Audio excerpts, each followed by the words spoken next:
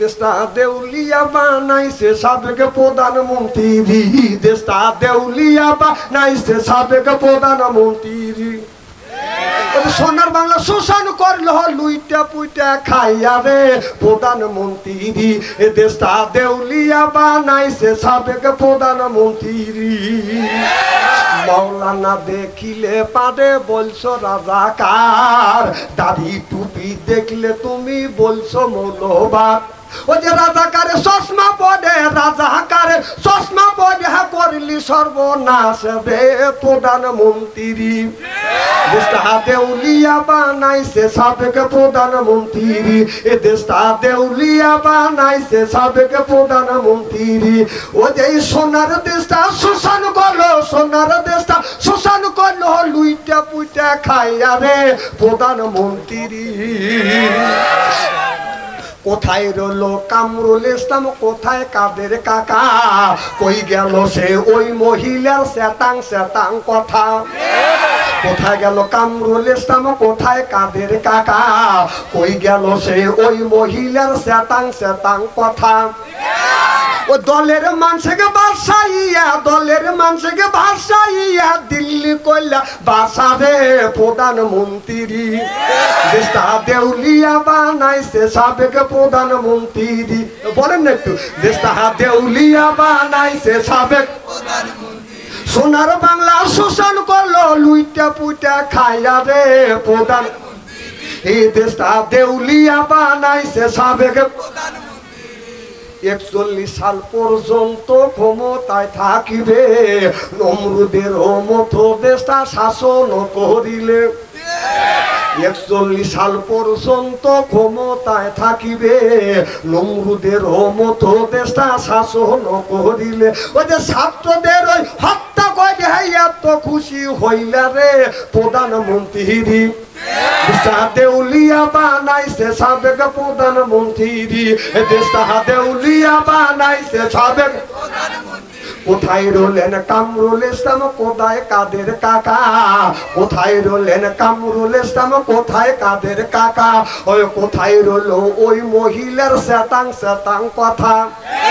কোথায় রইলেন কামরুল ইসলাম, কোথায় কাদের কাকা, কোথায় গেল ওই মহিলার শ্বেতাং শ্বেতাং কথা। ওদের দলের মানুষকে বাসাইয়া দিল্লি করলে বাসারে প্রধানমন্ত্রী, দেশটা দেউলিয়া বানাইছে সাবেক প্রধানমন্ত্রী। জোরকন ঠিক কিনে দাঁড়ালেন। এরপরে আমার নবী আল্লাহু আকবার বলে যখন রুকুত চলে গেলেন, মায়েশা বললেন আমি লক্ষ্য করে দেখলাম দীর্ঘ সময় আমার নবী রুকুতে আছে, আর মনে হয় রুকুত থেকে আমার নবী উঠবে না।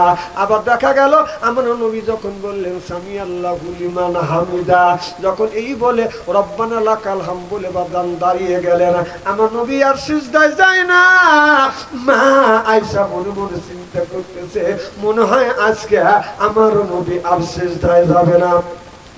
দীর্ঘ সময় পর মা আয়েশা বললেন আমার নবী যখন আল্লাহু আকবার বলে আল্লাহ মহান আল্লাহ বড় বলে যখন সিজদায় চলে গেলেন, সিজদা যায় আর আমার নবী সিজদার থেকে মাথা উত্তোলন করে না। আমার মা আয়েশা মনে মনে চিন্তা করতেছে না আমার নবী মনে হয় ফজরের আগে আর সিজদার থেকে মাথা তুলবে না।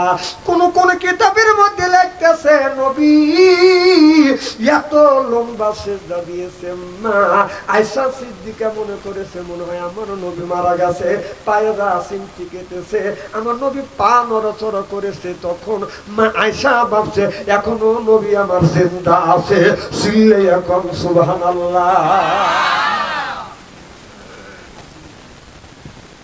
এরকম করে আমার নবী নামাজ পড়তেন।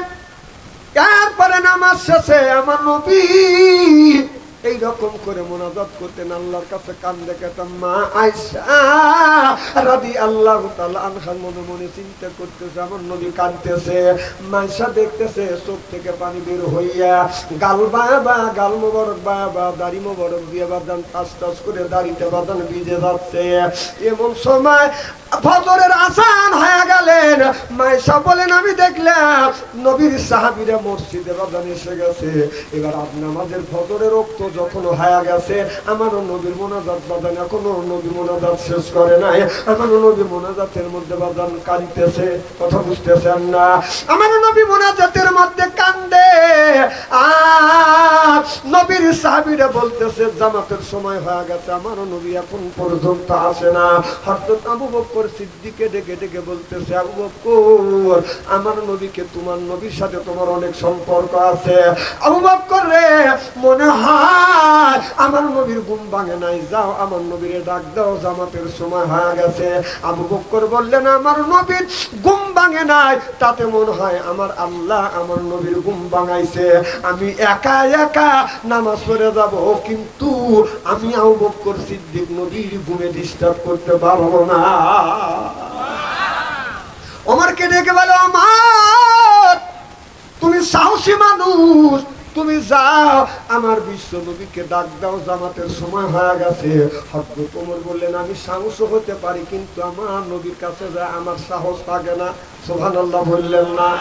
বললেন, আমার ওই একই কথা, আমি নবীর ঘুম ভাঙাতে পারবো না, জীবন আমি নবীর ঘুম ভাঙাতে পারবো না। জীবনে আমার নবীর ঘুম আমি নষ্ট করি নেই, আজকেও করবো না। প্রয়োজন হলে একা একা নামাজ পড়ে যাবো, কিন্তু আমার নবীর ঘুমে ডিস্টার্ব করবো না। এবার বেলালকে ডেকে বলে, বেলাল তুমি আযান দিয়েছো, তুমি যা আমার নবীরে ডাক দাও। এবার হযরত বেলাল বলে, আমি যখন আযান দিছি, আমার উপরে যখন তোমরা দায়িত্ব দিলে, হযরত বেলাল আস্তে আস্তে নবী হুজুর কাছে যাইয়া হযরত বেলাল বলেন, আসসালাতু খায়রুম মিনান নাওম, ঘুম হইতে নামাজ ভালো। যখন এই কথাটা যখন আমার নবীর কানে গেছে, আমার নবী আপনার মোনাজাত কমপ্লিট করে আপনার ঘর থেকে বাতান আপনার বের হইয়া দরজা খুলে যখন ঘর থেকে বের হইতে, হযরত বেলাল লক্ষ্য করে দেখে আমার নবীর চোখটা লাল হয়ে গেছে। হযরত বেলাল বলে, ইয়া রাসূলুল্লাহ, ইয়া হাবিবাল্লাহ, আমার মনে হয় আপনি রাতে একটুকু ঘুমান নাই। আমার নবী বললে, বেলাল আমি রাতের বেলা ঘুমাই নাই, তুমি কেমন করে বললে, আনুমানিক করতেছো? বেলাল বলে, ইয়া রাসূলুল্লাহ, ইয়া হাবিবাল্লাহ, আমি আনুমানিক করতেছি না গো নবীজি, আমি সে দেখছি আপনার চোখটা লাল হয়ে গেছে গো নবীজি, আমার আপনার চোখটা লাল হয়ে গেছে গো নবীজি। আমার নবী বলে, বেলাল রে, আমি নবী সারা রাত দাঁড়িয়ে দাঁড়িয়ে নামাজ পড়েছি, চিল্লাইয়া কম সুবহানাল্লাহ। বেলাল বলে, ইয়া রাসূলুল্লাহ, ইয়া হাবিবাল্লাহ, ও নবীজি, আপনি তো গুনাহ থেকে মাসুম, আর নবী রাসূল থেকে গুনাহ থেকে মুক্ত, আর আমরা মানুষ গুনার সাথে বাঁধান যুক্ত। প্রত্যেকটা নবী রাসূল গুনাহ থেকে মুক্ত, আর আমরা মানুষ গুনার সাথে যুক্ত। নবীজি, আপনার এত ইবাদত বন্দেগী করতে হবে কেন? এবার আমার নবী চোখের পানি ফেলে দিয়ে কান্দে। বেলাল এই প্রশ্ন কেন করলে? বেলাল বলে, ইয়া রাসূলুল্লাহ, ইয়া হাবিবাল্লাহ, আপনারা তো আল্লাহ গুনাহ লিখবেন, আপনারা তো বেগুনাহ মাসুম, আপনার তো গুনাহ নাই, তারপরে এত আল্লাহর ইবাদত বন্দেগী করতে হবে কেন? এবার আমার নবী বলে, বেলাল আমি আল্লাহর ইবাদত করি, আল্লাহর বন্দেগী করি, আল্লাহকে স্মরণ করি। আমার আল্লাহ এই পৃথিবী মানুষ বলে সর্বপ্রথম আমাকে তৈরি করেছে। মানুষ বলে সৃষ্টি করবার পরে, মানুষ হিসেবে সৃষ্টি করবার পরে সুন্দর আল্লাহ মাথা দিয়েছে, চোখ দিয়েছে, নাক দিয়েছে, এরপরে হাত দিয়েছে, পা দিয়েছে। চোখ দিয়ে দেখার জন্য, তামাম পৃথিবী দেখার জন্য একটা চোখ দিয়েছে। নিজের মনটা ভালো রাখার জন্য বউ দিয়েছে, ছেলে মেয়ে দিয়েছে। আমি আল্লাহর শুকর আদায় করতে কি পারবো না? চিল্লে কম সুবহানাল্লাহ। নারে তাকবীর। তাহলে ইবাদত করব আল্লাহকে, আল্লাহ যে নিয়ামত গুলি দিয়েছে, আল্লাহর নবী বললেন এই নিয়ামতের শুকর আদায় করতেছি। সুবহানাল্লাহ বললেন না? আর আমরা নিয়ামতের শুকর আদায় করি, কোন শুকর আদায় করি? জাতির পিতা।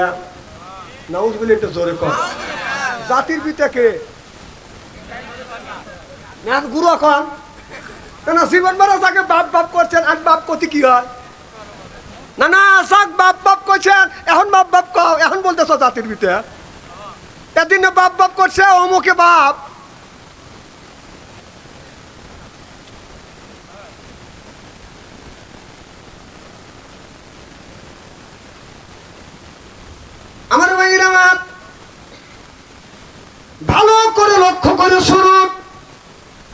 কি খারাপ লাগতেছে নাকি? চোখ টিপে টিপে করে লাভ নাই, আর ভয় নাই না। আগে তো খালি ডাক দিতেন, হ্যালো আব্বু আসে, মানে তোমার তো মুরতে কুড়াই নাই কে, আব্বা ক্লিয়ে আসে, আব্বারও এখন ভয় পাচ্ছে। এক বেলকুচি 13টা, ইনাতপুর 13টা মরছে, 13টা মরছে, আবার সামনে আসবে।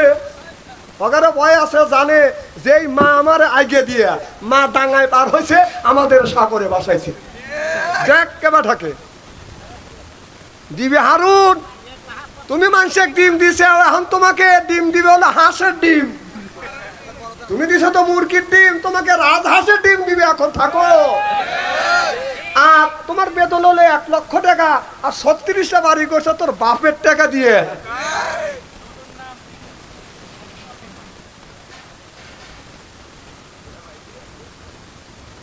আল্লাহ নবীর পরেই হলো টাকা। আল্লাহ নবীর পরে কি? দুনিয়ায় বেঁচে থাকতে টাকার দরকার আছে না নাই? তাহলে এগুলি আল্লাহ দিয়েছে, সেই টাকার এত লোভ খাতি খাতি বাংলাদেশ খাই ভালো কথা কয় না, কথা কয় না। আর চোখে বাঁধে ছিল হলো সেই আপনার রাজাকারের চশমা পরে নিয়েছিল, আর রাজাকার করে করে তোমার জীবন চলে গেল। রাজাকার কথা কয় তুমি মামুর বাড়ি যা পার হওয়া গেল।